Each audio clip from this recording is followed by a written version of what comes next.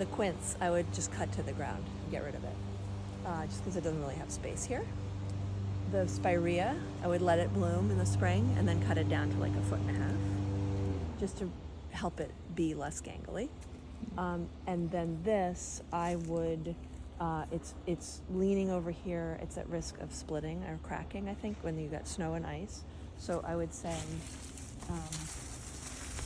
this new growth here, why don't you cut to the left of that? So like right here. Mm-hmm. And then up here, you know, maybe to the left of this, even though it's going straight up, you could also cut this little guy so it's less like, it'll look wonky. Yeah. But then when you get rid of all of this, it opens up light, so then it will grow in, it'll fill in a little more. Once you get rid of these things, you can also take the opportunity for a fresh look. You may want to take a little bit off the back there. See that tall one going out? You may want to take, this is so close to the trampoline anyway, you may want to take this big thing off, like here. Right. You know, just kind of like tighten it up a drop. And we do that now? Yeah, or, yeah. Now's fine. Whenever. Or wait, you know, at this point, why don't you wait till April? It's Okay. going to bloom early. Like, it'll bloom in April. Then go right in after that. Then you're not robbing yourself of all of that. Yeah.